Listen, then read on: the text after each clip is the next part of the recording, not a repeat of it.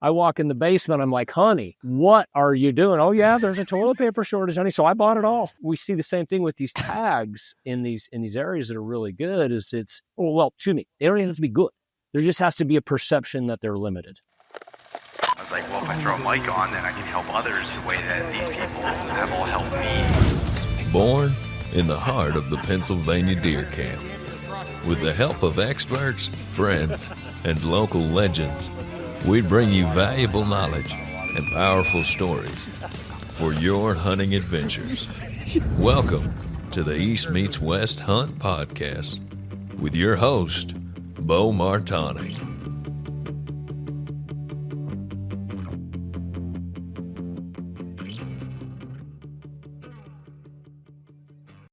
Okay, Rockcast World, Robby Denning here. Hey, we are turning the East to West podcast by Beau Martonik today into the West to East Rockcast with me and Beau. Yep, I've been on Beau's podcast before. I owed him a podcast, and I've been thinking about this for a while.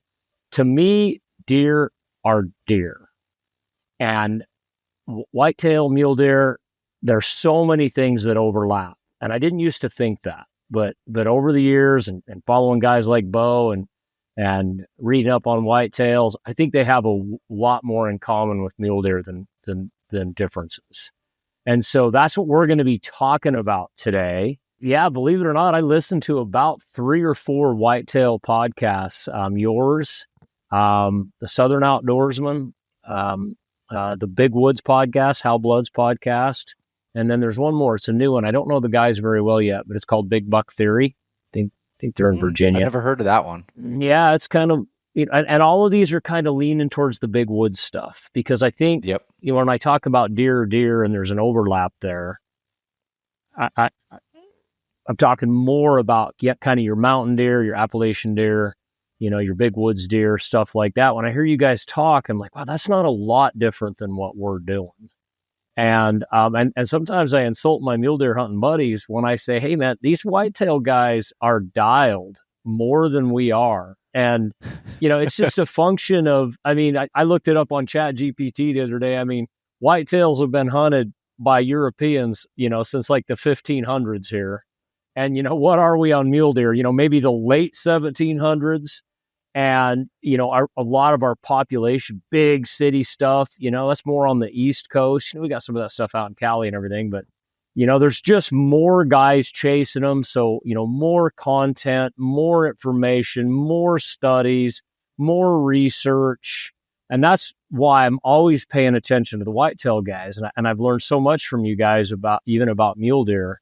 And, dude, it was only like 25 years ago that there was some huge myths floating around about mule deer in the West, that were, we just kind of all bought into them, some years there wasn't a rut, I can't think of a lot of them off the top of my head, but, I listen to the whitetail guys, they're like, oh no, on November 7th, we're doing this. On November 9th, if there's a cold front coming in from the Great Lakes, we're doing this. By November 16th, we're taking the day off because the moon's doing this. And I'm thinking, we're just out here driving around. Do we even really know what we're doing? So I really started to pay attention to you guys. When I wrote my second book, I did a whole big chapter on the mule deer rut. And a lot of that came from spying on you guys and just listening to you. And I used to think whitetail is just totally different. I didn't even know if they rutted at the same time. In fact, I remember thinking they didn't. And as I listened to you guys, and some of this goes back to reading articles too in magazines years ago, I was like, their rut's very similar to ours. I hear your big mountain buck guys talk about your rut, kind of peaking, 10th, 15th, 20th of November, just depends. And I'm like, wow, that's a lot of the same here. I don't know why. I just thought it was some other time of the year. I don't even know. And so anyways, I've just learned a lot from you guys, and I find more things in common with mule deer and whitetails than differences. Okay. Especially the mountain bucks. And so anyways, that's why I reached out to you again. And I thought, man, I've been on your podcast talking about the West, man. Let's talk about what you guys do and compare, what we have in common and maybe what is different about the way that we do it. So that's how we landed here, everybody. Yeah. And Robby, I did before we kind of roll into that, I wanted to make a kind of a point here. I think the first time that I personally realized that there was a lot of similarities between mule deer and whitetail. Now I don't have a ton of experience hunting mule deer.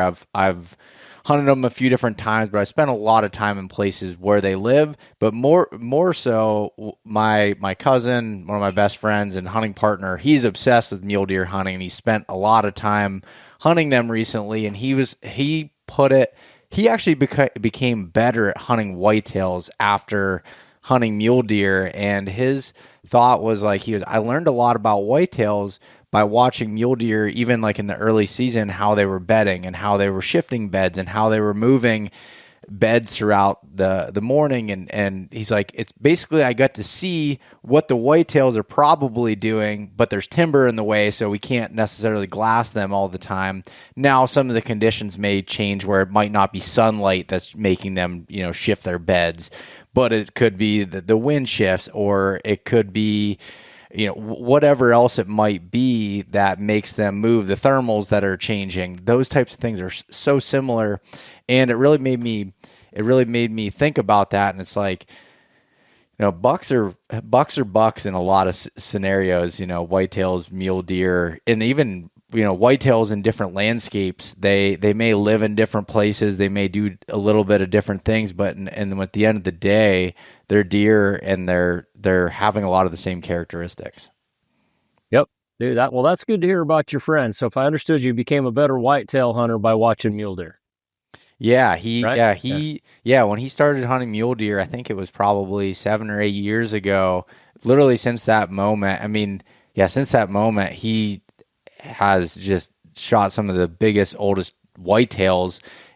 He's been successful. It took him about 4 years to be successful mule deer hunting, and then the last 4 seasons he's come home with one, bringing him back to Pennsylvania. But the whitetail side of things, he's like, the mule deer hunting helped him become a better whitetail hunter, and just like thinking outside the box on like what these deer are doing. And I would argue it probably translates the other way too. I think it does, man. And that's why I wanted to do this episode.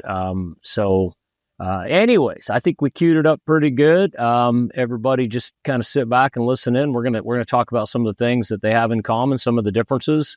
And, I think probably the first thing that I'm picking up that I think is pretty cool on the whitetail world is how you guys are defining a big buck. And so when I wrote my first book, I broke down the definition of a big buck for me and for a lot of the guys that I hunt with.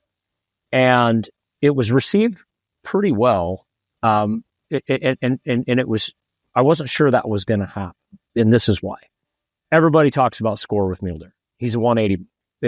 In the West, if he's a 180 buck, most guys are calling that a big buck, unless it's on some special draw tag or something.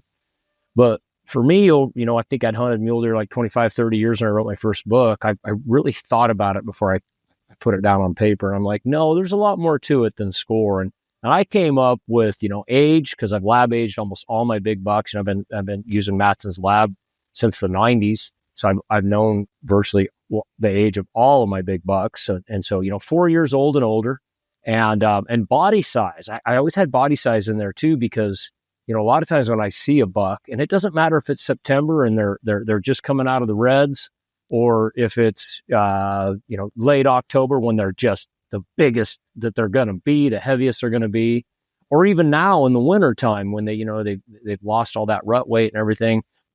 When I see a big buck, an older buck, 4, 5, 6, 7 years old, man, the first thing I notice is body size. Almost always, even before the antlers, if they're out there a long ways, we look at deer at a lot further distance than you guys do on average. That's probably one of the differences. But a lot of times before I even get the spotter on them, I'm like, that's a big deer. That's a really big deer. Even if it's alone, I can just tell. Mm-hmm.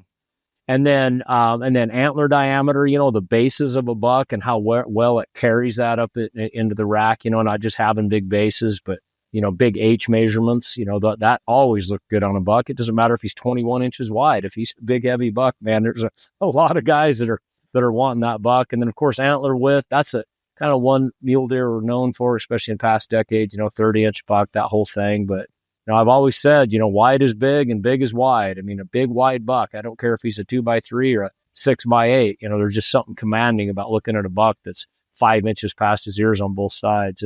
And then of course, score. I mean, hail to the king of all scoring systems, Boone and Crockett, love them, but that's a pretty specific buck, that's, especially if you're going to talk net, it takes a pretty special buck to score well. And so, that's just kind of my loose definition. Well, then I'm listening to the Whitetail podcast, and scores, they throw score around in there for sure. I hear guys talking Whitetails like, oh yeah, 150 buck, man. There's not many guys going to turn that down. But then when I listen to you mountain guys and everything, or you have a broader definition too. And so why don't you go ahead and tell people, what do you think of when we say big whitetail? I think the same age structures that you would say with mule deer, 4.5 or older is what I would consider a mature buck, a big buck. And I think maturity, the reason why myself and I think a lot of other people are in the same camp here, that you look at that more so than the total inches of antler, because you get to places like the big woods or the mountains, and honestly, there's not the nutrition that they're getting from agricultural areas. Maybe it's not the genetics in some areas, that you can have a 5, 6, 7-year-old buck that might be 120 inches. And that's just what he's going to be. And as, being in Pennsylvania, we call it the Pennsylvania 8-pointer. There's a lot of them that are just, they look very similar. They may never get a whole lot bigger. They'll put some mass on, they might get some beam length on them, but really they're not, they may never get to that potential. Now you might have some, and we have some that you'll get that 170 inch, 150 inch type deer, but they're more rare than you'll find in Midwestern states. So for me, when I think of a big deer, I'm thinking of maturity. First of all, body size goes hand in hand with that. But I do see that once you get to the end of that bell curve, so at the end of the age structure where they're that 9, 10-year-old, which we do get those even on public ground, getting deer that age. My uncle just shot one last week, actually, that had a pretty small body on him, had literally no teeth on his bottom. I don't know how he would have made it through the winter. And the upper part was just worn down to nothing, but just beams that were just so heavy.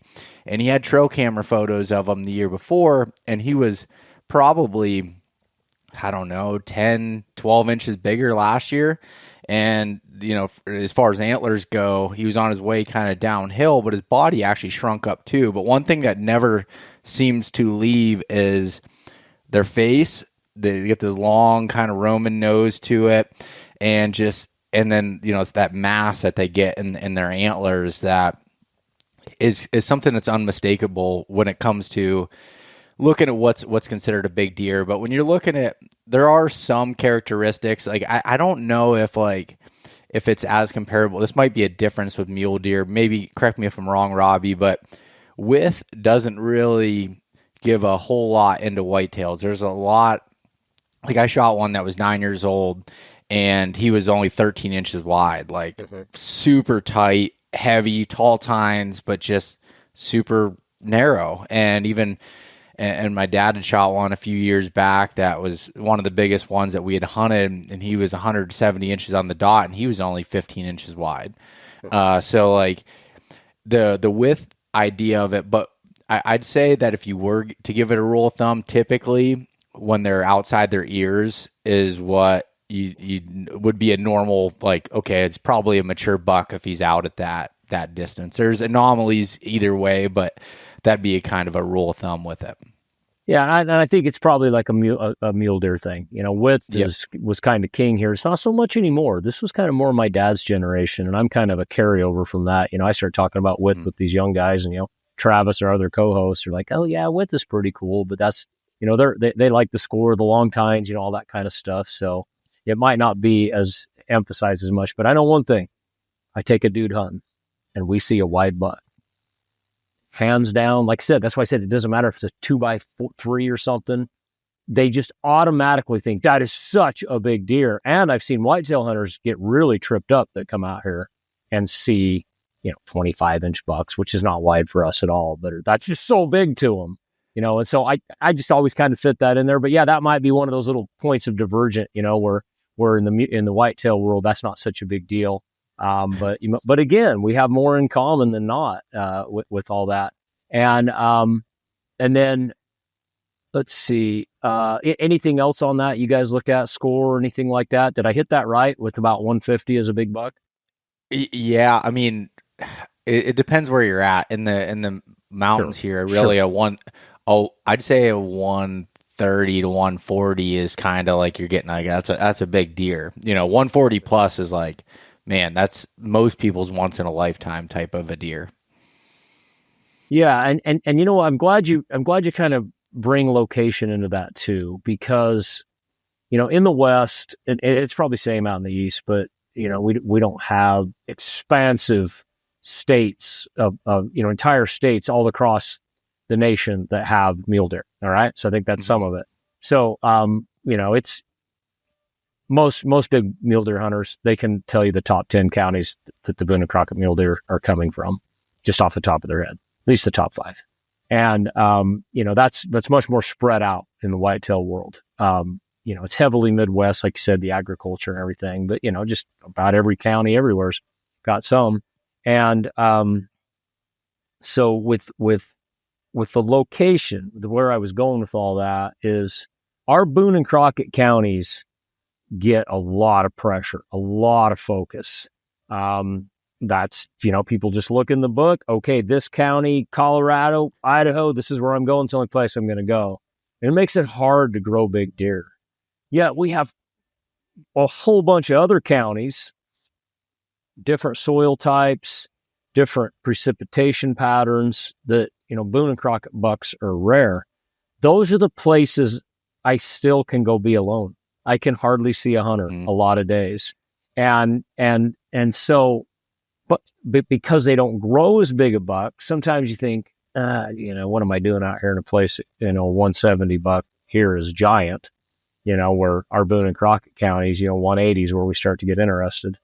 Well, it's this whole location thing and the adventure of it all. And he's still a big, gnarly buck. And so there's a bunch of central Idaho that's this way. And it just has to do with soil types. It's called the batholith. And it's a soil type. I think it produces a lot of granite, less nutrients in the soil. You can just fly over an airplane and look down and go, wow, there's a lot of rock there. But you go over any of these Boone and Crockett counties, I don't care if it's Colorado, Wyoming, Southern Utah, Idaho, whatever, there's a lot of green. It's just a lot of soil, a lot of nutritious soils and everything. And so where I'm going with all this, though, that a guy that kills a 7, 8, 9-year-old buck in these non-Boone and Crockett counties, that's just as big of an adventure, just as big of an accomplishment to me. And that's what I like about the whitetail world when I hear you guys talking about it. Like, oh, yeah, well, you know what? They don't ever kill bucks over 140 in this part of, PA or Massachusetts, whatever it is. But, hey, this buck is 9 years old. He's got beams as big around as your wrist. That's a big buck to me, too. And I'm a little envious of you guys because you have more country like that than we do, just more real estate that produces it than when we do. Where, like I said, all us mule deer hunters, we're looking at the same 10 counties, trying to draw the same 10 hunts, and it sucks. Yeah, it's funny, Robby, because the main whitetail states you think of for big deer, you think of your Iowas, your Kansas, your Illinois, your Wisconsins, like those places. I haven't really hunted any of those to this point. I should draw Iowa next year, and I haven't. Not that I don't want to go there. Like anybody should, I want to hunt big bucks. Don't get me wrong, like big antlered deer. But at the same time, I value like getting to have that experience and getting away from people and not, and you think of Pennsylvania, you think of hunting pressure. It's the number one state for hunters per the population, per the land mass that's here. I think as far as total hunters, Texas might be above that. But there's a lot of people here, but you get into some of these areas, these big woods, there's not a whole lot of deer as far as in comparison to your farm country, and it's further away from population centers, so it creates, more land to work with, and I love that. So I've kind of picked states and places to go based off of that experience that I'm looking for, and still trying to find those, those old mature bucks, but they just might look a little bit different. Like there was an area in Pennsylvania. I remember going there and I'm like scouting and I'm finding these big rubs, and it's as remote as you can get for here. I mean, there's just miles and miles of just no roads and just steep terrain, just big oak ridges, but it was all old growth forest, which doesn't provide a lot of browse underneath it than areas that they do logging operations, and they have, they're doing those clear cuts, they're opening up the canopy and allowing some of that browse to grow up, and it didn't provide that year-round nutrients. Yeah, when there's acorns, that's great, but there wasn't a whole lot of other stuff there. And what I was finding from running trail cameras and hunting there was there was some old deer I was finding, but they weren't big at all as far as antlers go. And it was just that they didn't have the nutrients that some of these other areas did that had more diverse habitat types and places to go and hide and everything else. And to me, like, I just learned that from going to these different places, and it's I love that part of it. Like I like the experience of going to these different places. Like I said, I love big antlered deer, don't get me wrong, but there's something about going to places that give you that kind of experience that I love too. Yeah, and just listening to you guys, it sounds like a lot of the places, here, if you get out of the primo units, that once I get a mile from a road, unless it's opening day or something, I don't hardly see anybody. And when I hear you guys talking about it, I mean, I know you got more hunters out there, but it still sounds like you're finding places with plenty of elbow room.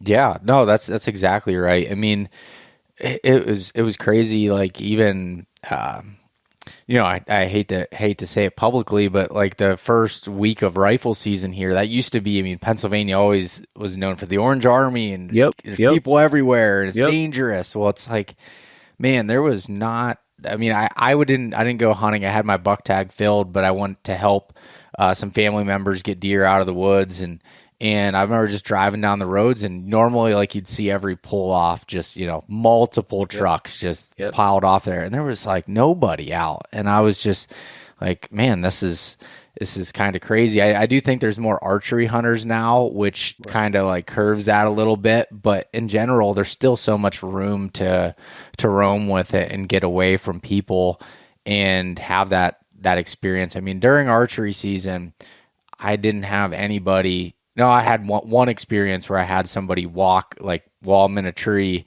walk by me essentially. Other than that, and I hunted a lot, and I did not have a whole lot of encounters with people. I think people are surprised to hear that. I really do. And it's, the baby boomers drove the hunter numbers for years, basically the guys that were my dad, probably your grandpa. And dude, sadly enough, we're losing those guys. You look at a population graph in the USA, and, starting as soon as the war ended, 44, 45, that's why they called it the baby boom.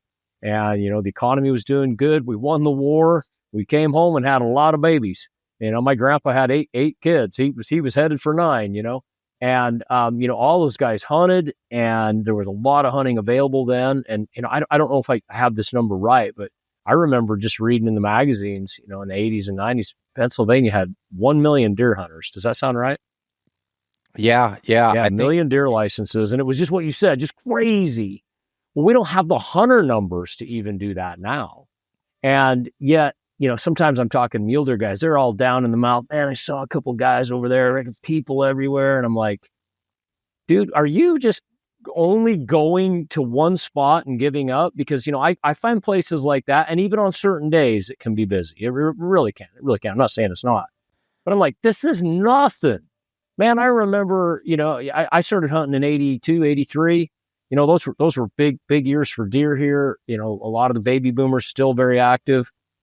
Dude, you couldn't go anywhere and not see a lot of hunters, and the backcountry wasn't very busy then, but there was still, dude, there was more woodsmen then. There was more guys with horses and there wasn't the ATVs and side-by-sides and all that, but you had to go to true backcountry not to see anybody. Or now, because backcountry's kind of in vogue, you do see some more guys, but I guess what I'm getting at is that when I hear guys say, all I see is hunters, I'm thinking, dude, you got to go somewhere else. You got to try a little harder, because there's still a lot. I mean, if you want to see nobody, then I don't know what to tell you. But I mean, you should still be able to I always say after opening day, because that one can kind of be crazy. But after opening day, you know, we're down to a 2-week season, which is pretty short. I grew up with a 3.5-week season.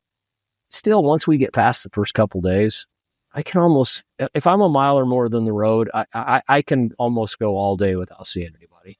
And now I hear whitetail guys like you, not all of them, talking about that. I'm like, that's pretty cool that we have this kind of room now that our fathers did not have.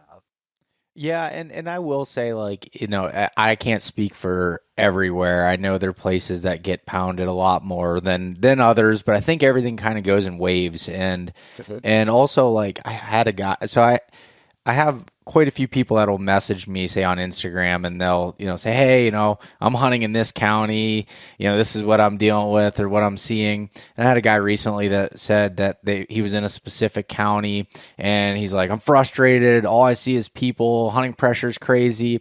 And I didn't tell him this, but it's the same county that I spend a lot of time in. And I'm thinking, man, you just got to, you know, find a different place within there, because, like, I cover a lot of the area, and I don't see what this person was explaining to me. So I don't know if he's either close to the roads or right. I don't know. It didn't give me a whole lot of context with it, but I think a lot of that when it comes to pressure, and there's situations like I was elk hunting in Montana this year, and there's people everywhere. Now we'd still found a void and were able to kill a couple bulls, but it takes I think it really takes mindset of, okay, yeah, there's hunting pressure. Well, let's if there's a lot too much that I don't want to deal with, let's cross that off and try to find these holes in places. And I think areas go in spurts, you know, maybe someone shoots a big buck and people hear about where it's at. Maybe that area is crowded for 3 or 4 years, and then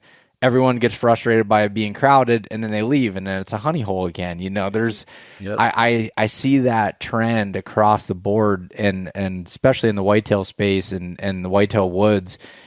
And I try not to get too frustrated with those things, even when I run into it to myself, and just try to find those holes. And I think that's why it's really important to have multiple spots, or multiple areas. You know, every season I go into, I have at least 5 areas that, like, I feel comfortable going and hunting. I might only spend time in one area that I'm really focusing on, but if something happens that's out of my control, whether that be hunting pressure, maybe they're clear cutting the area that I was hunting, well, I can shift without a whole bunch of anxiety and move to a different area and be okay.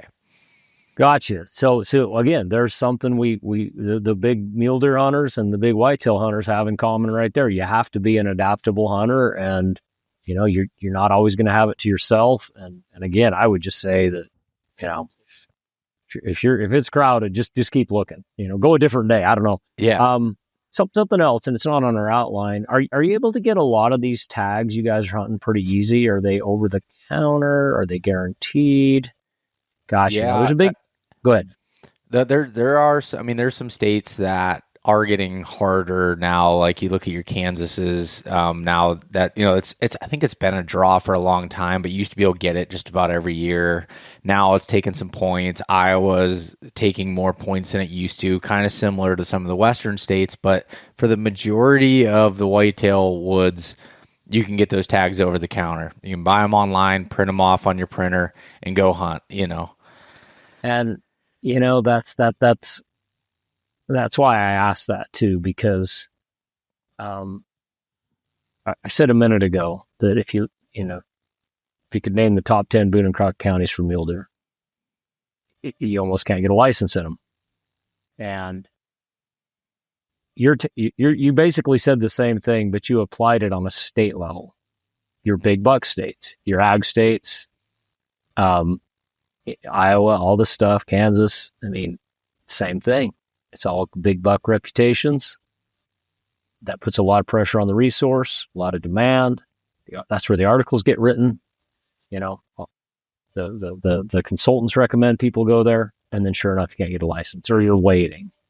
Yep. And so I don't want to hijack the whole podcast with this, but that's what we're dealing with in the West right here, is this fine line between making areas too good because they're draw, because it's like a psychological thing for people. It happened in COVID. There was plenty of toilet paper in COVID. But when the rumor got out there was not enough toilet paper, boom, it was gone.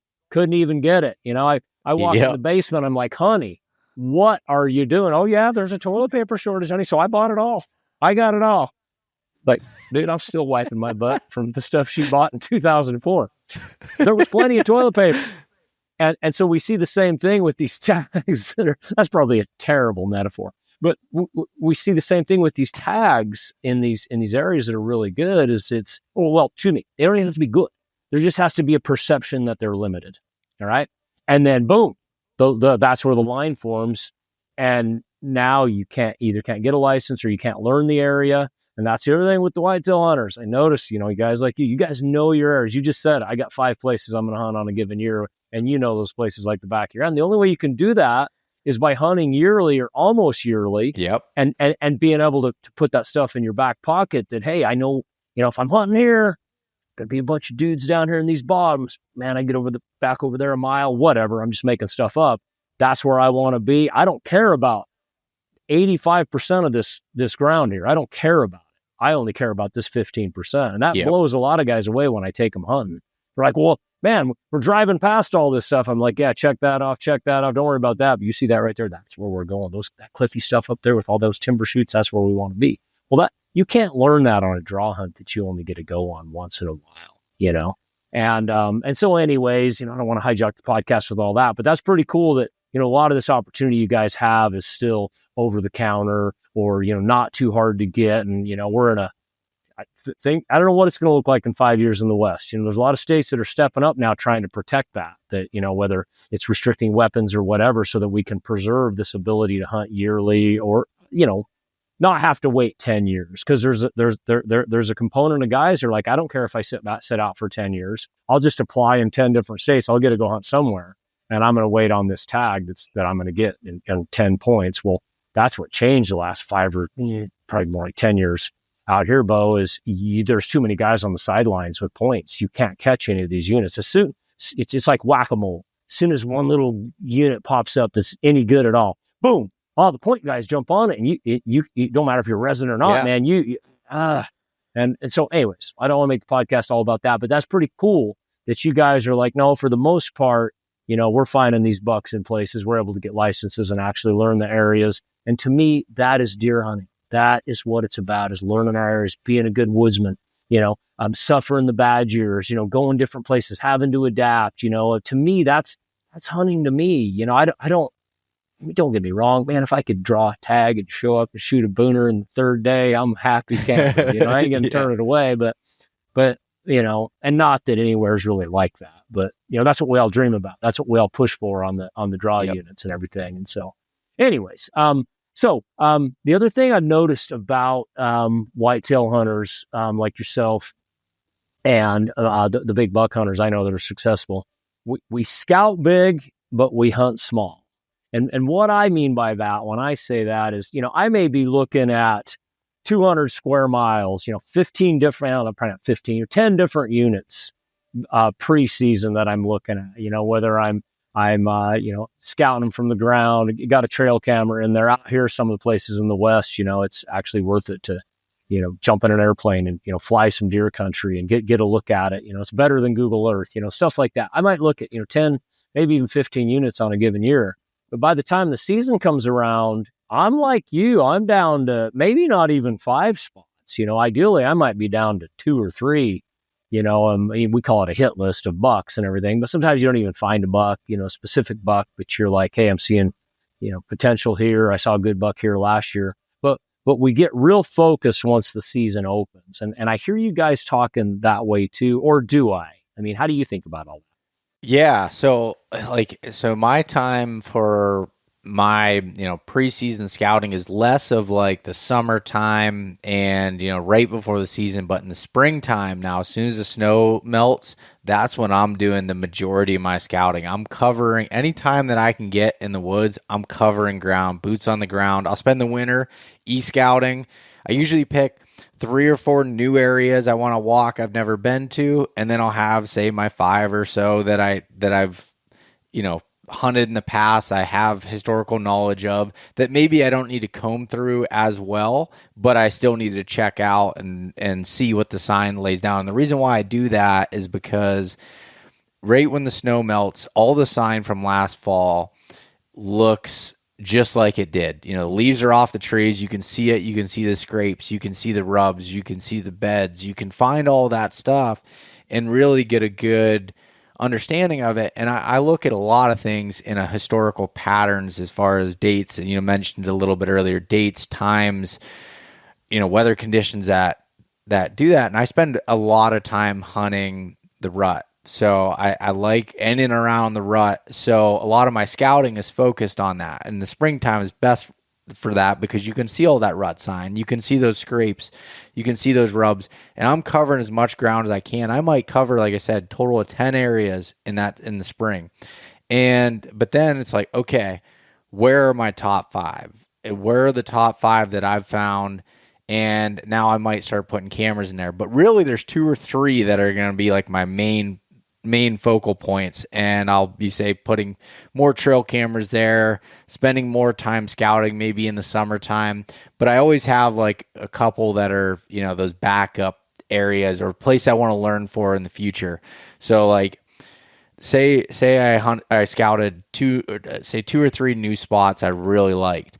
Well, I'm going to put some cameras up and maybe do a little bit of, you know, boots on the ground scouting before season, but really not planning on hunting it that year. I'm trying to learn for the future. But once it comes season, I'll have a few bucks that's like, okay, here's what I want to focus on. And now I don't just do it to one area or one buck because there's so many things that can happen if I go all in on it. This is just my philosophy for it. And that buck gets shot or something happens, hunting pressure, whatever, then I'm feeling lost. I like to have things to bounce from. Or maybe I've spent 3-4 days in one area, and from a whitetail standpoint where it might be a little different than mule deer, you're a little more intrusive where you're going into these spots versus maybe sitting back glassing. You're getting in those spots, you're leaving your scent behind, you're doing these things. It's like, okay, I might need to give this area a break. I haven't seen the buck I'm looking for.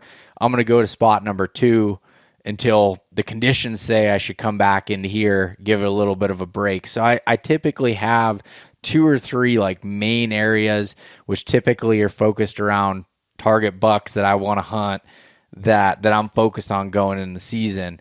And really, it's honestly, I struggle with it a lot because I scout so much and scout so many areas that I'm always thinking about if something isn't working out here, I'm thinking about this place, you know, over here. Like what is going on there? Should I go check it out? But it's like the discipline aspect of like, no, I know that these deer are hard to kill. They're hard to see. It's just going to take my time putting into it and adapting to the situations that are at play to really have an opportunity at these bucks. And so it's honestly very similar of the scout big, hunt small, because like I said, I'm scouting big, I'm scouting a bunch of different areas, but I'm focused in on these specific spots when the season comes. And the best, you know, say the best date, say I'm focused around the rut, as I had mentioned.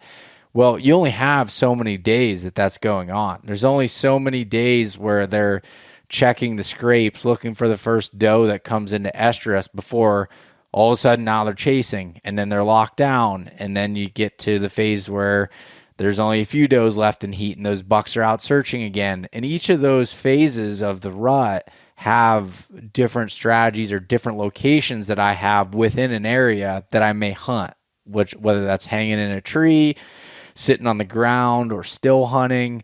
All of those different things, come into play when it comes down to it. And then, into rifle season and late season, and all of those have different spots. And I have those kind of locations built out around specific bucks as well as the times of the year. So same thing. Big overlap right there in the two species, and the best buck hunters that I know, that they are adapting. No, number one, once the season comes, they quit running around. They're down to very specifics, and I know what you mean. You always struggle with that too. Same thing happens here. I lose track of a buck, and I'm like, I know where there's one 50 miles away. but you lose a day, all that kind of stuff, and we just, like mule deer are struggling right now. Sometimes you just don't have very many bucks to hunt, so you end up just staying where you're at. But I still fight that battle, like last year, epic winter, worst we've had. I had one shooter buck from a summer of scouting. There was no sense in going anywhere else. I hunted him until the last day when the season closed. And on other years that are more banner, sometimes I'm struggling, like, well, I'm not finding him, and I know where there's one over in that unit over there. And so, but the kind of the same thing though. We all know as big buck hunters, mule deer and whitetail, and by the time when the season comes, we got to get focused. That's the Super Bowl. And that's just so fascinating what you said about how you're spring scouting. You're just looking at the sign, just almost like it was fresh from the fall before. And I don't know, like with mule deer, we don't have scrapes, but we do have rub lines. And some of the best places that I found big bucks in the rut is places that I can stand in a spot and I can look at a decade worth of rubs in ages. That's last year's rub. That one's probably 2 years old. I have to look with my binoculars out there, 60 yards old. That one's 10 years old. We have that here, but I never think about looking for it in the spring. I never do. Part of the challenge with mule deer right now, and I think it's because they inhabit, some of them, more open country, that they're more vulnerable during the rut. So we've got to be more careful with our rut hunting. But then we've got our guys that have just totally freaked out and gone the other way. That, you can't have any rut hunting, and it's like, no, you got to have some, because some of these bucks are living in cover and you're never going to get a chance at them, talking to you guys in Northwest Montana. If you don't have the rut, you got nothing. You got opening day, and then you got the rest of the season, they're in the trees. And, but I never really thought about that getting out there in the spring, that stuff is there. In fact, it's fresher then than it is in the fall when I'm typically looking at it. And so, that's why I want to do this episode. There's these little places we're the same, but there's places that were different. So that's just fascinating. But yeah, for us, a lot of us, it's July, August, somewhere in there. That's when the bucks are growing their antlers, because we have more open country. We can look at them with our own eyes. Those are prime times for us. Now I got to ask you, Robby, I know you're the one leading this, but I got a question for you about it. Yeah, you bet. So like one thing I see with whitetails when I'm looking at the sign, you just kind of talked about seeing old rubs and things through there. Now, like when I'm looking at that sign in the spring, there's certain scrapes that stick out to me. I might find 150 scrapes across 10 miles, but there might be one or two that I really pay attention to that have, there are multiple licking branches broke off, and you could see like from years of that one was worn. It might have been years ago that happened where, okay, this is historical. This is a community type scrape. They're doing it year after year.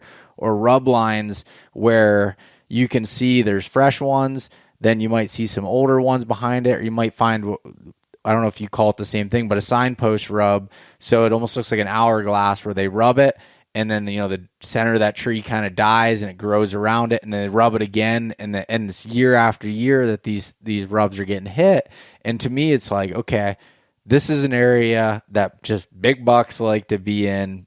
Years and years and years of doing that. And I look a lot at that sign that's similar. And I find in areas, like there's one area that I've hunted for probably going on 12, 13 years now, that the biggest buck in the area, once he dies, another one moves in and does similar tendencies. Yep. Even though that buck up until that point never did some of those patterns, but once that biggest, oldest buck is gone, another one comes in and starts doing very similar things, using similar bedding spots, working similar doe groups during the rut. And just watching that stuff is super fascinating to me, and I paid a lot of attention to that historical sign. Yeah, so are you asking me if we see the same thing with mule deer? Yes. Yes, and I didn't notice it as a young man. It a lot of hunters, including myself, like glassing's our number one technique. And so we spend a lot of time doing that. And that can be effective. But after opening day, and a lot of these units, especially where you can get a license, so there's more hunters in the field and maybe a lower age class than, primo draw unit that you can get once every 20 years. you got to get in the cover to find these bucks. And so once I started doing that, probably around 30, I just really started there's no bucks out on these open slopes after opening day. It didn't matter which state I was in. Once they put pressure on them, the big bucks left the slope. The little ones are out there, even a couple nice ones that would fool you into sticking around. Like, oh, there's going to be a big buck show up. I saw him last night. He's going to be out here. No, same old freaking 160 buck every day, because once they hit 4 years old, they change. And so once I got in the cover, that's where I did start picking up on some of that stuff. It's not as dialed as it is in whitetail hunting. Yeah. But that's when I started noticing what I told you about rubs was like, wow, these deer rub here all the time. And yet there's acres of this stuff here with no rubs in it. And yet this one, oh man, I don't even want to say a ridge because I've seen it on ridges. I've seen it in pockets. We have a lot of aspen pockets out here. You've probably seen them in Colorado. I see more rubs in aspen pockets than I do oak and everything. And so I noticed that for whatever reason, this acre right here, this is where the bucks come and big bucks come because you could tell by the size of their rubs. And then just over the few years of hunting around them, you just end up running into a bigger buck there.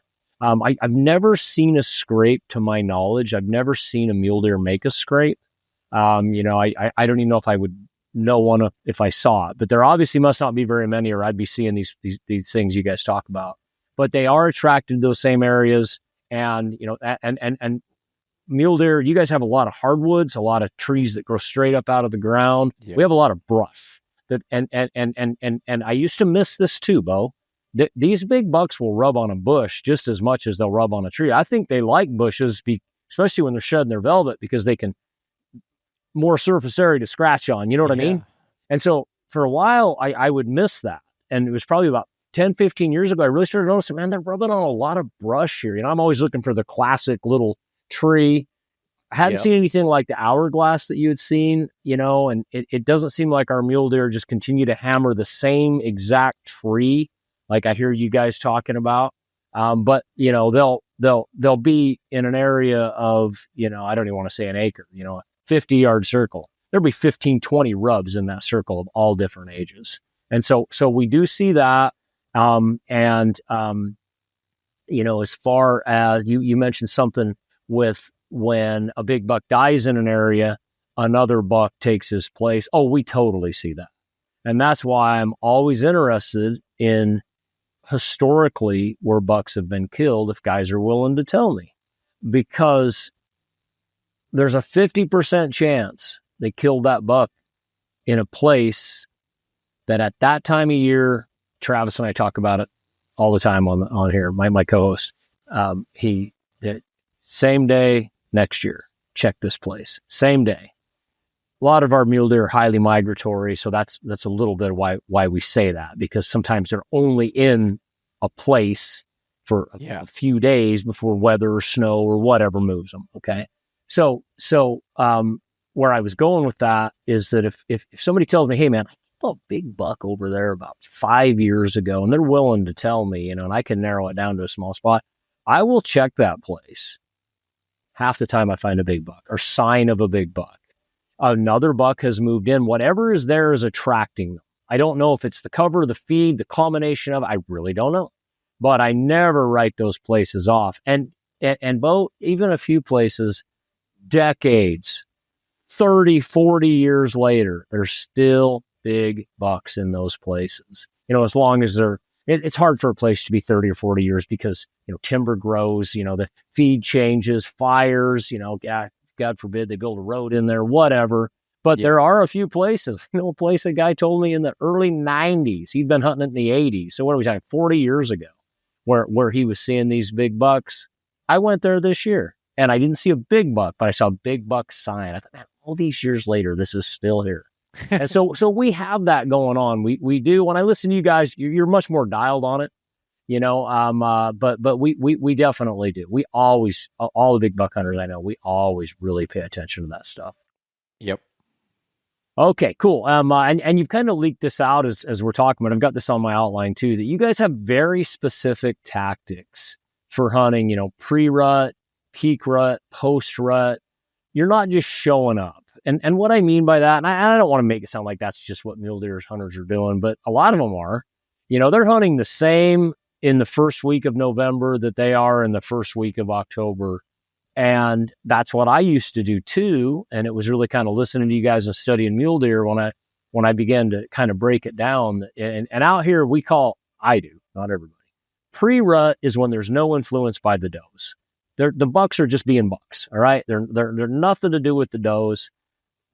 So out here, pre-ruts till about October 20th. After that, you can kind of count on the bucks, or they're going to start cruising. Some of this depends on moon phase and all these different things, but they're going to change then. All right. And so if I'm still hunting the same places in in late October that I was in early October, I'm probably making a mistake. And I may only need to move 500 yards into the cover, or, something like that. But I'm definitely hunting them different. And I know the later that it gets in the year, the more time I'm really focused on cover. And that has to do with, the pre-rut, their antlers are a lot of times are still in velvet, or they're freshly rubbed, or they haven't had any pressure, so they're still out in the more open areas. But what I'm getting at is, listening to you guys, it doesn't sound like you guys just go randomly hunt. You're like, hey, this week, and I'm not just talking about you. I've listened to Hal Blood talk about it, but this week, this is what we expect those bucks to be doing. Go into that a little bit more, pre-rut, rut, post-rut, what's changing for you guys? Yeah. And no, I think you're spot on as far as we have different places that we're going to hunt, or different strategies and how we're going to hunt based on the time of year. So for me, there's areas that I'll scout and I'll hunt, and I'm like, I don't know how to figure out these deer.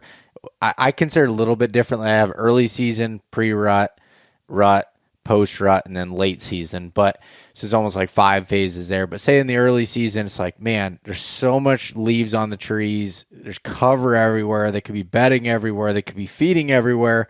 I can't figure out any sort of pattern or how to put myself in the best spot in the specific area.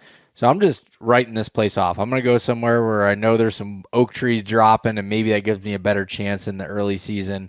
But just because I have a really big buck in that first spot doesn't mean that that's a good early season spot. But it's like, okay, there's a nice funnel here on the top of the steep draw where it flattens out a bench. It goes around. There's does that bed out on these points.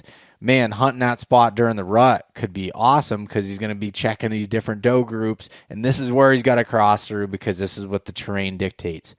Now, that spot may be only a place that I hunt a week out of the year, that I would even consider hunting a week out of the year versus, an early season spot. It's like, okay, if I do have an idea what a buck's kind of doing, I got to be close to his bed because a mature buck is not doing what the other deer are doing. And I gotta put a different strategy in play than I would during the rut or late season. When it's like late season, it's like, all right, food is really king at that time. And especially if we get cold weather. And I actually see a lot of those matured bucks actually letting their guard down a lot more in that late season if weather is also in the favor. Cold, there's usually less hunting pressure at that time, so they're letting their guard down a little bit more coming out to feed. That's going to be a completely different strategy than it is, during the rut, I'm sitting in a tree and I might sit my butt there for a week in the same spot, knowing that at some point he's going to come through there. Whereas in the later season, I got to figure out what the hot food source is. And I might be hunting on the ground with my gun and I'm still hunting and I'm moving and I'm checking areas and I'm, kind of just moving slow through the woods. And I might not sit really at all other than the last hour of the day. If I find some good feeding sign outside of thick cover, right on the edge of thick cover for them to move through. So really from the early season all the way through, it's different almost week by week. I mean, I have it down to there's I'll just give you a quick breakdown of like how I go for hunt. Is like the first, saying October 1st, just for round numbers here, is the beginning of the season. So the first week of October, I'm primarily focusing around food sources. Maybe there's less hunting pressure. I might be able to get them a little bit further away from their bed at that time. They haven't been influenced. Might hunt that. Now, You come into the second week there, I'm going to focus on scrapes that are really close to that bedding. So it's got to be basically scrapes inside thick cover. It's high risk hunting. So I want that to be correlated with cold weather that's going to get them to either get up from their bed earlier or go back to bed later in the morning and have a chance of getting them there. I don't see bucks using the same bed over and over again like they do in the agricultural areas. So, but I might identify a bedding area per se. And my best opportunity to hunt them is around that scrape where that's a central hub where they're using to communicate with other deer in the area to come through. So, but I don't want to risk blowing him out of there or putting pressure on unless I get those weather conditions that I think he's going to be there, could be there in daylight. And then as you move into like the 18th of October through like October 27th, 28th, it's like, all right, now they're starting to pay attention to the does, and I want to focus on scrapes around doe bedding areas. And so that's when I'll hunt those areas. And then as you get into the peak rut, as you get in through the first few weeks in November, I kind of go back and forth on hunting specific doe groups. If I have historical knowledge of knowing when certain doe groups come into heat or certain does come into heat, I might focus on those. If I don't know, I'm going to set up in areas in between it that basically the terrain or the vegetation funnels the deer down to go through. But I've learned that the biggest, oldest deer, even then, they've rarely let their guard down even during the rut and like just, gallivanting through the woods and just roaming through. They still like that cover. So if I can find a spot, it's on the edge of cover that I might be able just to shoot in just enough, might just be a small window that's a body length of a deer to get an arrow in there. And I'm saying an arrow because most of the rut hunting in the places I rut hunt are archery. We say where Hal Blood's at, they can rifle rut hunt with a rifle. Yeah. So it's a little bit different, but I'm trying to find those areas. Then as you get into the post rut on the later end, they might still be looking for some of those does. But at that time, there's been hunting pressure. There's been a lot of things going on there. I'm really going off historical knowledge a lot in there. Or if it's gun season coming in, I'm back on the ground again and I'm doing still hunting, trying to figure out where these bucks retreated to, to build their bodies back up after the rut, and also where they have their safe zones away from that hunting pressure. And late season goes back to food again and kind of where they want to be at. And it might be, for us, it's a lot of like newer clear cuts, or a lot of places have briars that have that browse that they can feed on. Maybe there's some red oak acorns still on the ground, those types of places. And, if it's bad weather where you've got conifer cover that's creating that thermal cover for them, covering them from the snow, it's like a big blanket for them is the way I look at it. So all that to say, and I went over that quickly, even though it might have seemed long-winded, but I have different stages throughout the year on places that I'm going to check out or I'm going to hunt. And I might be able to get all of those different places in one area, or maybe I don't. Maybe it's completely different areas that I have to go to find that stuff I need depending on the time of year. Well, that's why I wanted to get someone like you on here, because you know what I hear in everything that you just explained is intentionality. And that I hear that from the whitetail world a lot more than I hear it from the mule deer world. And because again, we just go glass and that's fun. It's awesome, but it's not the only technique that's out there.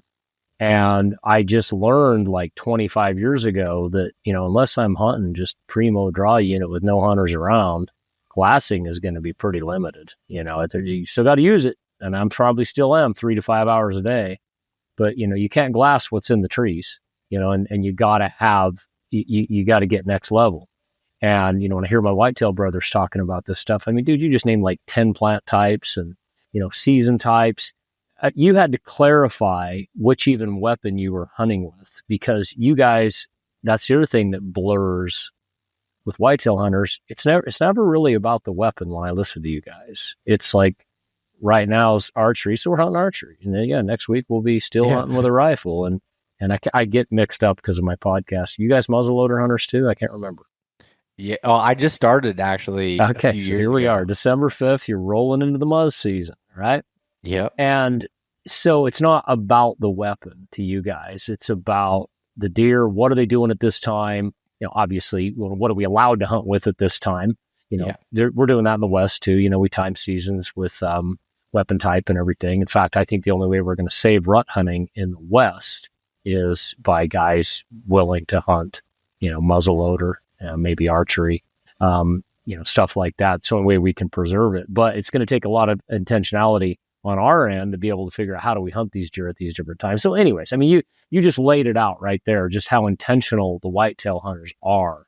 And I'm just challenging my mule deer brothers. Maybe I'm wrong, but I think we're leaving a lot on the table by just assuming we already know how to hunt. And, there's not another level to it. I find there's almost always another level to it. So anyways, let's see. The other thing I've kind of picked up from you guys and the different podcasts that are out there, and it's similar out here, is you use trail cameras, but you're not all in on trail cameras. They're not the only way to find a big buck. In fact, they can be kind of limiting, and sometimes they can work against you. What would you say about that? Yeah. So, I mean, I am... If you look at me and I tell you how many trail cameras I run a lot of trail cameras, but I think trail cameras can hurt a guy or girl a lot more than they can help if they're not using them in the right ways. And this is just my opinion, but from what I've seen is it's too many people, they put everything on trail cameras. Like especially with the now allowing cell cameras. Now, I know a lot of Western states have banned them, but most of the whitetail woods... Only is it only 2? Yeah. Okay. Well, a lot of the whitetail states, do allow it, and people are using them where they can. There's a lot of places where I hunt that we don't have cell service, so it doesn't matter anyways. But they're waiting for this picture of this buck to get on camera to go hunt. Well, in these places where you don't have... these primary food sources, big ag fields they're coming to every night, these bucks might be on 5 or 6 day loops, that are going through in there, or they might be going down different trails every day. So by the time you get that picture, a lot of time it's too late. And it's like, well, then why would you use trail cameras at all? And the way I use trail cameras is I use them for inventory, first of all, to see what's there. Because you can read sign, you can say, yeah, it's a big buck, but I like to see what kind of big buck I'm hunting or what he looks like. Like I when I pull cards or I get photos, it's like Christmas morning for me. I love looking at photos and videos of deer. And also you can learn so much from that for the following years, as far as dates, as far as the weather conditions, what are they doing? I mean, I use trail cameras more so for following years than I do in season. Now I use them preseason in the summertime to okay, that buck made it through from last year. Okay, this is going to be the area I'm focused on. He made it through. I'm going to focus more on this spot. But a lot of times I'm not using them for, okay, he's on camera, I got to go hunt him there because I probably missed him. But using that data for following years is so helpful because they do a lot of similar things. Now, there's always different factors that can come into play. Again, like I said, hunting pressure, they could come in and they could log the area. Could be a dry year, it could be an exceptionally wet year. All these things can change things a little bit, but there's so much that can be learned from that is repeatable. And I'll go through all my trail camera data at the end of the year, and I have a spreadsheet, and I put all of my top bucks that I'm hunting. I put the date and the time, the weather, all that stuff that I have had pictures of them, whether it's daylight, whether it's not.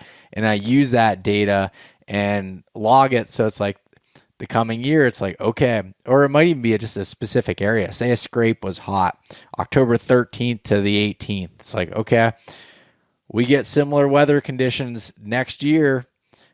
I'm probably going to be hunting in there, or I'm going to, and that buck I want to hunt is in that area.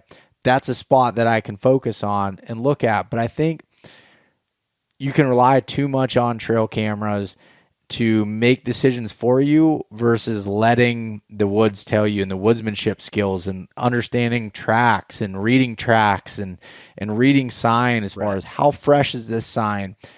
When was this sign laid out? A lot of, when I mentioned about scouting in the spring a lot, we look like the argument against what I do there is like, well, how do you know what time of year that sign was made? Well, it's like you kind of have to use your imagination a little bit when you look at, okay, there's all this sign around these beech trees, these beech brush as we call it, because it might only get 8-10 foot tall but be super thick. Well, beech trees keep their leaves on it all the way through like January.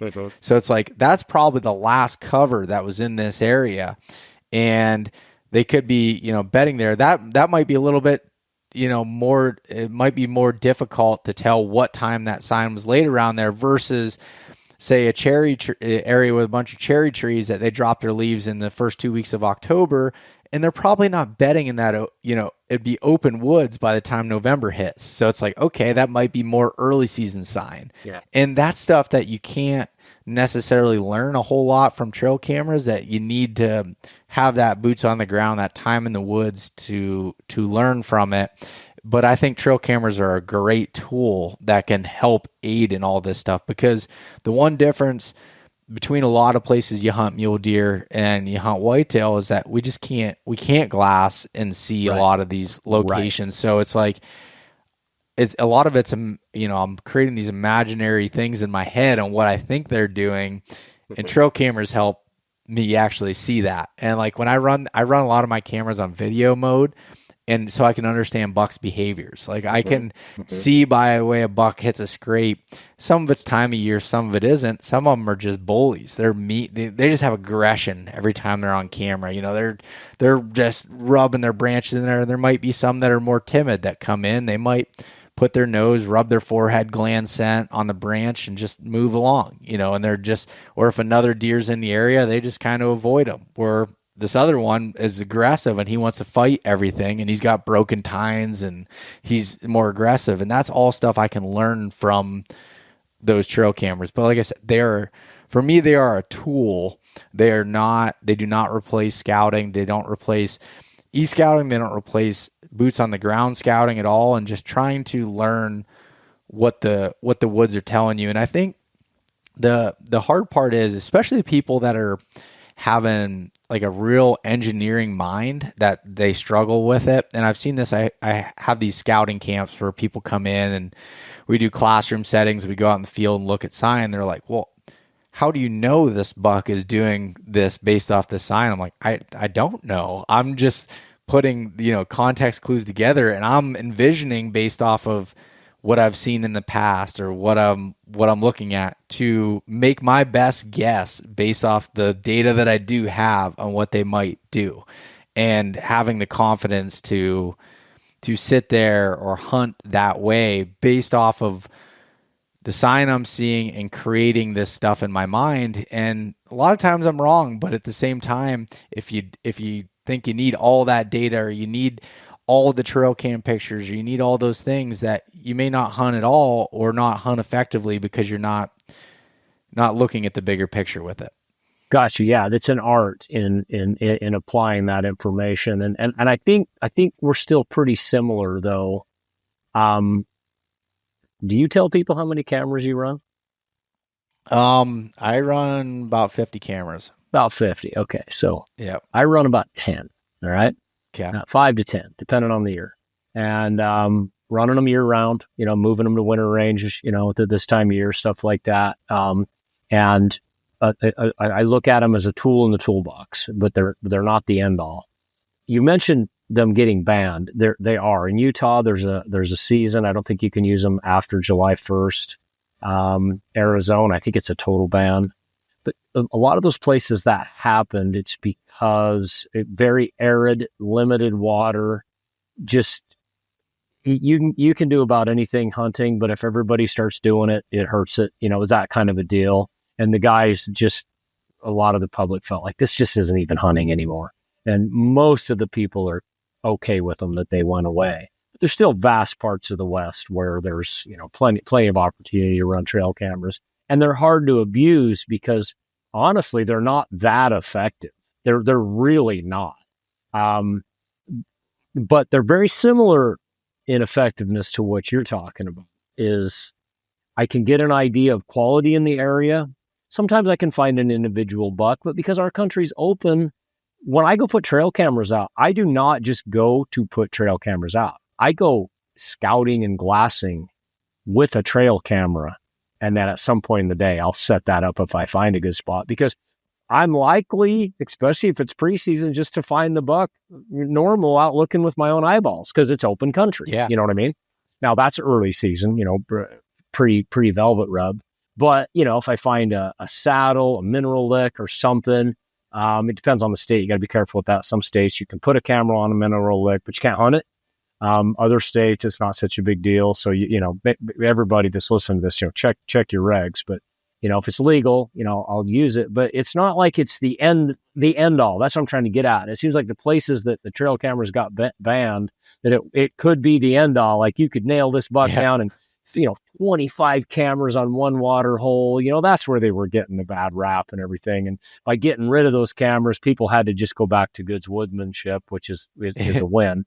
But probably before I move on with this, if people should go subscribe to Beau's podcast. It's called East Meets West, right? Yep. Okay. But the first episode to listen to, go listen to the episode that they released on September 3rd. It's called Where Bucks Disappear to During the Fall Shift with Steve Shirt. And I think that you guys had one of the better trail camera discussions that I've heard of. And he's an outfitter, correct? Yeah. And I love how he was like, oh, yeah, I use them, but there's a lot more to it than just trail cameras. I love that balance. And you just talked about that, too. Oh, yeah, we use them. And I can kind of paint a picture of what's going on here. But, I'm still out there still hunting, stand hunting, reading sign. It's a tool. And to me, that's the highest level of deer hunting to me is it's what gets me fired up about deer hunting is learning everything I can about them. The definition of fair chase to really where fair chase comes from is, does the animal have a chance to get away, a reasonable chance to get away? You go look at Boone and Crockett's, rules for fair chase and everything. And with everything, they have a chance to get away. And that's why trail cameras don't bother me. As long as they're not impacting other people in a negative way. And in a lot of the places they got banned, they were, guys like, gosh, I can't even sit on this water hole. I got 15 people walking in here all day long checking trail cameras. Yeah, okay, I get it. But, it's just kind of one more level of learning about the deer. But where I'm going with this is some guys put so much into trail cameras that if that buck doesn't show up on the trail camera, well, he's not here and I'm not going to go hunt it. It's like, no, trail camera. I mean, even the 360s, they only see a little bit of what's going on in the woods. And it's just one more piece to the puzzle. And so to me, it's fair chase. It's fine. It's fine when guys use them, following whatever their state's laws are and everything. Because if you're using them right, you're not going to put all your eggs in that basket anyways, unless you just have a water hole and nobody else has a camera on it. Maybe it's on private land. Okay, great. You're going to have an advantage there. But the way I use them, trails, saddles, things like that, they're just one more piece of the puzzle. Well, and one thing that you said there, so like, and I don't remember if we mentioned it in the podcast you mentioned or not, but I've said it quite a few times, but a buddy of mine put a number to it, and this is an assumption, but that, if you get a buck on trail camera in the big woods, and you get him one time in daylight, say one time a week you got him there in daylight, he's probably there 3, 4, 5 times that week in that area, but he's just not walking in that little window where you have your camera faced and going through it. And I've watched it where this year I had this big deer that I was hunting. I only had him on that trail camera one time, but I felt good about that spot. I hunted there, and just so happened I was getting down. I could only hunt half a day. I dropped my bow from the tree, and he comes out. Right, it was on and 22 yards. And he walks past me, and he went and he literally brushed up against the back of my trail camera and went back up into this clear cut. Never got a picture of him, nothing. He just, because he skirted on the back of it.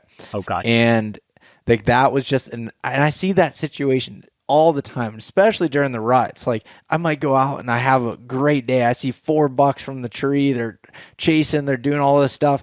My trail camera's sitting out there in front of me. Not one of them goes past that camera. It's like, if I were to just go off that camera, I'd be like, oh, that day was pretty dead there. And it's like, that's not the full situation to what's going on there. But that is a great point, man. That is exactly right. Because I've got trail cameras in a few saddles in different places, and I may only see bucks come through one time in the summer. One burst of 3 photos, 3 bucks walking by. One of them's really nice. The other 2 are dinks. And in your mind, you think, well, golly, that's been up there for 60 more days. It's a cell cam. I'm not getting any more pictures. They must be gone. I don't know. They could be down the hill 50 yards, and there could be 6 more bucks there. But then I go there, boots on the ground, glass a day or 2, or get down in there. There's buck sign everywhere. Yeah. The cameras don't get everything. But if it wasn't for the camera, I may not have an idea of the quality of the bucks that are there. So anyway, I think that there's, a little convergence there for us too with hunting big mule deer and hunting big whitetails, where camera value can come in most of the areas. And again, if it's an arid area, you got your own private water hole. Yeah, it's next level. That is probably the way to hunt. But again, in a lot of those places, you're in all those, that's where the cameras are getting banned. Okay, so another thing I got on here too, and I used to think that this was just exclusive to whitetails. Dude, I'm talking like, the 90s, reading Outdoor Life. Excuse me, got to get some water here. The whitetail guys, man, they're so lucky. Like, their bucks live within, 30 acres. They just go out there, spend their time in that little area, and the buck's going to run by. Well, I've kind of learned that's not so true either. But, I hear you talking about that on any given season, a whitetail buck's probably in a 1 or 2 square mile area. Am I quoting you right on that? Because I listen to a lot of whitetail. Yeah, I would say that's correct. Now they can go up to 6-7 miles during the rut and go to different areas, but for the most part, they're in that 1 to 2 mile area. Well, the more I got dialed with mule deer, and the more I started to hunt them, the more I learned my areas. I was surprised that big mule deer. Now, our mule deer, a lot of places are migratory. So, it sounds like sometimes you guys are killing your bucks in similar places you're picking up their sheds. Yeah, we have places like that in the West, but a lot of our mountain bucks, they're not that way. Like, there's places in the mountains now. There are no bucks. There will be no bucks there until the end of May. They cannot physically go there. Already in the West, there's a lot of places like that. Those deer have had to move. So when I say this, I'm talking about, that whole thing I said with Travis, where I say, hey, same day next year, when the conditions are right for this couple week period, maybe in the fall, that buck is probably going to be in a 1 to 2 mile area. It's not a lot different than whitetails. And sometimes when I talk to guys about that, and I can't be 100% sure on that, because we do have our bucks that go 6 or 7 miles. But again, that's another convergence with the 2 species. We have the same thing. We got guys, and hunting Nevada and stuff like that, big guiding operations, taking a lot of pictures with spotting scopes, not just trail cameras, real-time pictures. And they're like, hey, we saw this buck here on the 14th, and on the 16th, the other group of guides saw him 7 miles down the range. They can prove it. Yeah, we have that too, totally. It's almost always during the rut or during the migration that's happening, exclusively. In fact, I'll just say it. That is when it's happening. But we get into this particular time, and let's just move out, make it simpler and move it out of the rut, like the pre-rut, before October 20th. I find the bulk of the big mule deer are still in a 1 to 2 mile area where I found them in July and August. There's ones that don't quite fit that pattern. Maybe it's a super open area with a lot of sagebrush, Beau, and it gets a lot of pressure opening day. That buck has to move 4 miles or he's going to get killed. You do have that going on. But I'm talking, backcountry or country that's got enough protection and everything. I'm still sticking to the 1 to 2 mile range. Now, since I've expanded trail camera use, and some of my listeners are already thinking, hey, wait a minute. A few weeks ago, you were talking about 3 miles. I have documented up to 3 miles on the same season, no migration, no rut of a buck moving 3 linear miles. But the ridge is not even a mile wide. It's like a half a mile wide. And I just happen to have spent enough time there to know the bucks just use the upper third of that ridge. They never go to the bottom until they migrate, and then they're just leaving. So again, you have, a quarter mile times 3 miles linear distance. It's still a mile or 2 square mile. It's not a perfect square. It's a big, long rectangle. But where I think our two species converge is they're very deliberate about where they like to be, and they don't just roam like children. And that, to me, is what changed from my dad's generation to my generation. Those guys thought that mule deer were just random, and you just went out in the woods, and if you see that buck right there, kill him right there, because tomorrow he's going to be in Utah. They literally thought that way. And luckily, they had a lot of big mule deer around then. It kind of served the purpose, it worked for them. But as we've got more dialed, my generation now, your generation, everything. No, I think they're very specific until something happens like the rut and the migration. Now, even in the rut, I've still seen them hang up for days at a time, especially if the weather pattern is stagnant. High pressure comes in. Cold nights, cold mornings, warm afternoons, but there's no big push of snow to get them moving. I've seen a big buck hole up in a place for a month and chasing does, and he may chase a doe out of that area. You don't see him for a day or two, but then all of a sudden he's back. I've seen that too. On the migration, I've seen that when they're heavily migrating. Sometimes we get big snows in October and there's no rut. It's still pre-rut. The bucks are moving. They're out of this country. You find them 3 miles down the range on 4 or 5 different finger ridges, and then it stops snowing, the weather gets stagnant.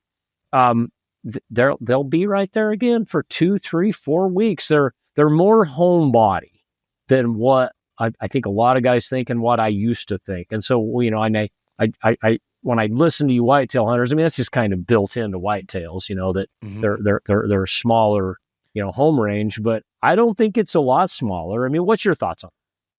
Yeah, and what I'll say is, there's, in that podcast about the fall shift that you were talking about, that was a good example where so many whitetail hunters think oh man, after they drop velvet, they just disappear and they leave. And I was one of them that thought that. Yeah, and right. As I've ran more cameras and spent more time in the woods, I've learned they may shift what they're feeding on or where they're bedding because leaves are falling off the trees. But a lot of times they didn't go that far. You're just not seeing them. They're there, but they're not exactly where they were before. And it's still within that area.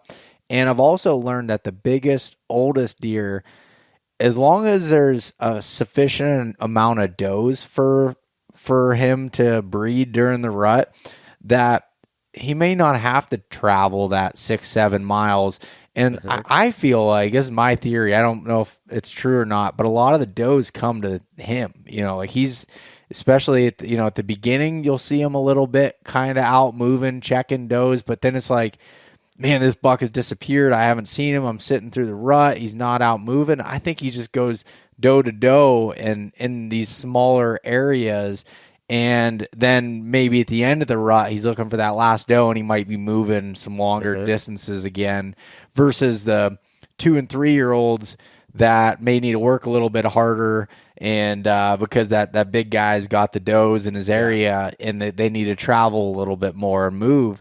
But I'm learning, even during the rut, some of these deer, especially, it depends on, again, what the population looks like, but they don't have to go that far all the time when it comes to whitetails to have that action with the breeding. I think it's the same here. I really do. If there's enough deer per square mile, he doesn't have to leave. And what's amazing to me is if he does, if I don't see him for a while, I've still seen him come back. And sometimes it's hard to know, did he really leave or did I just not see him? But some of this is pretty open country, and it's pretty safe to say he wasn't here and now he's back. And so anyways, I think there's another point of convergence there that maybe for my mule deer hunting buddies that are out there that, sometimes they're not gone. They're not as random as we might think. And I'm always going to err on the side of spending more time in an area before I just move on and assume that he's gone, because that's the thing out here. Once they've left an area, it doesn't matter where I go. I can't find them again. If I find them again, they're usually in that area. You know, it's like when a ship leaves a port. If it's off 1 degree, that's not very far if you only go out a mile or two. But you move 5 miles, you don't know why, you don't even know where to look. And so, you know, just something I'm still kind of learning. You know, I probably am willing to look at more country now for a specific buck now that I've documented that they can move 3 linear miles. But I still think if I'm finding them again, they're probably going to be pretty close to where I'd seen them. You know, that's just how it is. So. The last point I wanted to bring up on that, as far as like, also with hunting pressure, say even myself, say I bump a buck and I'm like, oh, I used to think, oh, he's gone. Well, and a lot of whitetail hunters are starting, you know, more people are talking about it, more people are seeing it. I don't believe they just leave the country. Like that buck, he got away. His bed worked. His security area worked. He's going to come back to that spot or that area again. It might be a day. It might be a couple of days. It might be 3 days. I don't know exactly, but they're going to come back to that area. They like to be there, and there's a reason for it. Why would they want to go to a whole brand new country that they don't know where the best spots are? They don't know where the best security is. They don't know where the danger comes from when they can go back to that area and have their bases covered. So. Yeah, and do you know the guys that run the Southern Outdoorsman's podcast? Yeah, I know those guys well. Okay, dude. So you probably already know this episode's out there, but this would be something for guys to go listen to. You know, your crowd, my crowd. Their episode 638. It was released on November 24th. What happens when you spook a buck? GPS study with Dr. Gino D'Angelo. And he actually has GPS bucks in multiple states.